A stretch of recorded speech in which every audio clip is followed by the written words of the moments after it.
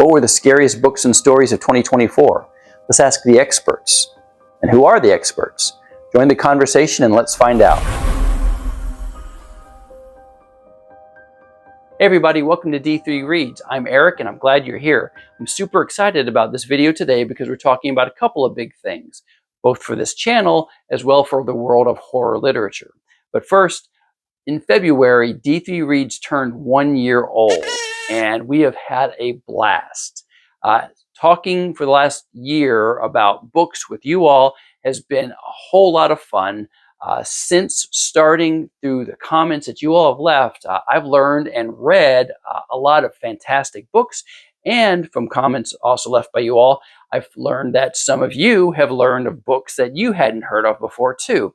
So it's been a lot of fun and we're going to keep on going. So thank you all so much for your participation. But to that end, we sort of get to celebrate because also in February, we passed over 500 subscribers. And let me tell you, that is a shock. And we are so glad to have every single one of you. You know, it's funny when you start a channel and you've only got a handful of subscribers who are basically friends and family who are supporting you, you kind of wonder, is this going to be worth it? But we have gotten so much out of this. So we're grateful for every like, every comment, every share. So thank you so much for your all's participation. And we're looking forward to all the discussions that we're going to have in the future. Now let's get to the meat of this video. Just a couple of days ago, the Horror Writers Association announced the finalists for the 2024 Bram Stoker Award. Now, if you're not familiar with it, the HWA has been around since 1987, I think is when they were incorporated. And every year since then, they have awarded the Bram Stoker Award for superior writing in horror. Now, they give out this award for a number of different categories, anthologies, short stories, and that kind of thing, graphic novels, a number of different categories. And we're not going to talk about all of them at all. We don't have the time for that, but I am going to include the link to their announcement in the comments here. So if you want to take a look at everything that's been nominated for 2024, you can follow that link and read up on it when you get a chance. But we're going to talk about a couple specific categories as well. Now, the way this works, I believe, is if you're a member of the HWA, you get to vote on your book. And after a nominating process, a number of books are selected for an initial wave of ballots. And then after these ballots are voted on, they come to this finalist list. And that's what's just come out. And then the winner of the award will be announced June 14th at their annual StokerCon, which takes place in a variety of places across the country. And I think this year it is supposed to be someplace up in Connecticut. So real exciting stuff, but we're going to use the nominating list to learn about some new authors and some new books. And I'm going to use that to shape my March TBR, where I'm going to update my best horror writers video. So real excited about that. So let's take a look at the authors who are being nominated for the honor of the Bram Stoker Award. We're going to start with the category Superior Achievement with a First Novel. So these are previously unpublished or at least unpublished horror authors who are being recognized for their first horror book. And these sound pretty good. Now, I have a list here because I haven't memorized all of them, but the Superior Achievement in First Novel, the authors and their books are Danya Coles for Midnight Rooms, Hollow Girls, written by Jessica Drake Thomas, This Wretched Valley by Jenny Kiefer, The Eyes Are the Best by Monica Kim, and Bless Your Heart by Lindy Ryan. Now, congratulations to those authors and these books. I did a quick glance over each of them, trying to figure out which ones I wanted to read, and I've settled on the following two. I am going to read Midnight Rooms by Danya Coles. Now, I picked that one because it reminds me of some classic Gothic horror.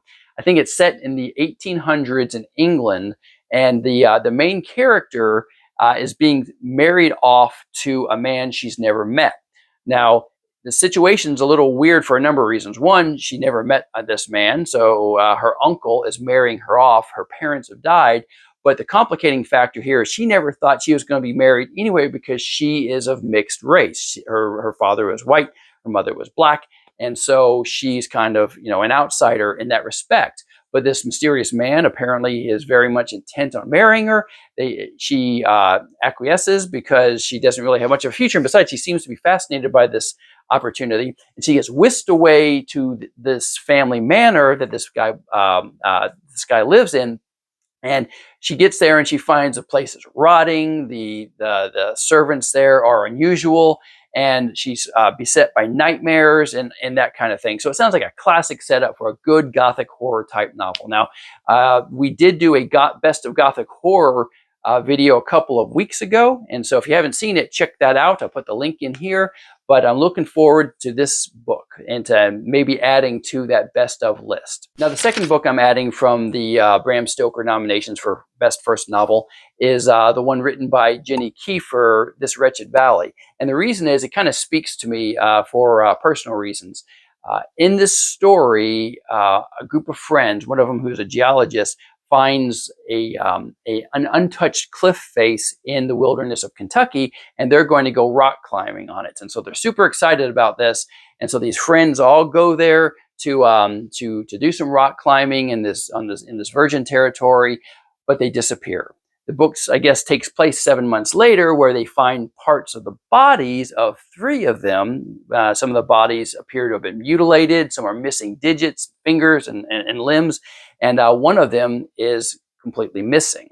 And so what happened? The description of the book doesn't even suggest if this is a mystery or what, but it seems pretty intense. Now, it speaks to me because I actually grew up in Kentucky, and I've done some camping in some of the Red River Gorge area, and I know rock climbing is a big part of that area, and so I may very well have camped somewhere near where this book is supposed to be located in. So I'm looking forward to reading this one. This sounds creepy, and I don't know, maybe it'll make it hard to go camping in that area in the future, but still looking forward to it. Now, for the superior achievement in a novel, here we've got the established authors who are being considered here. The finalists in this category for 2024 are Gabino Iglesias for House of Bone and Rain, Stephen Graham Jones for I Was a Teenage Slasher, Gwendolyn Kist for The Haunting of Velkwood, Josh Mallerman for Incidents Around the House, and Paul Tremblay for Horror Movie. So congratulations to all of those authors for their books getting this far in the Bram Stoker Awards. What I've decided to do is I've chosen 2 of these authors, like with the first category. I'm going to read Gabino Iglesias' House of Bone and Rain. And the reason why is because the description sounds compelling, but also because I happen to follow him on Blue Sky. And so I was already kind of familiar with at least him in that respect, even though I don't think I've read any of his other books. And so I'm looking forward to this. But The House of Bone and Rain tells the story of some childhood friends growing up in Puerto Rico. The way the book's described is they're not unacquainted with death, because I don't know if they live in a poverty-stricken area or what, but what happens is one of the main characters' mothers is murdered, gunned down. And the son swears vengeance. His friends vow to help him get vengeance. And it turns out that the person responsible appears to be a notorious gangster who lives in Puerto Rico. And so now they've got to figure out how to get vengeance on him. And as they're putting together their plan, whatever that may be, this massive storm is heading towards the island. And so this is kind of bringing this notion of superstition and myth and that sort of thing as they're beginning to figure out how to get their revenge. The book sounds intense. I think the New York Times, they got their hands on it early, and they described it something like "Stand by me with a dark heart." So looking forward to this. I think this is going to be a really intense book, and I'll let you know what I think at the end of March. Now, the last book that I'm going to pull for my TBR based off the Bram Stoker Awards, I'm going to cheat just a little bit. Like I said, Stephen Graham Jones was nominated for his book, I Was a Teenage Slasher. However, I just received a couple of days ago The Only Good Indians, which he published in 2020, which actually won the Bram Stoker Award for first novel in 2020. So it still counts as a Bram Stoker winner, but because I just received it and it's the same author, I'm going to read this instead. So it's not going to be the 2024 nominee, but it was the 2020 winner. So The Only Good Indians tells the story of 4 American Indian friends who apparently witnessed something quite traumatizing when they were children. The book doesn't tell you what it is until you get into it. And I've only just started it. Whatever this is that they witnessed is apparently pursuing them now that they're older. As they grew up, they kind of abandoned the ways of their people, of their ancestors, and this apparently is something to do with whatever this is that's pursuing them, that is trying to get them. And that's all I really know about it. But it sounds pretty intriguing. I've heard a lot of good stuff about this book, so I will finish this up and put it up in our March edition of the Best Horror Authors. So that's it. That's what's going to go on in March.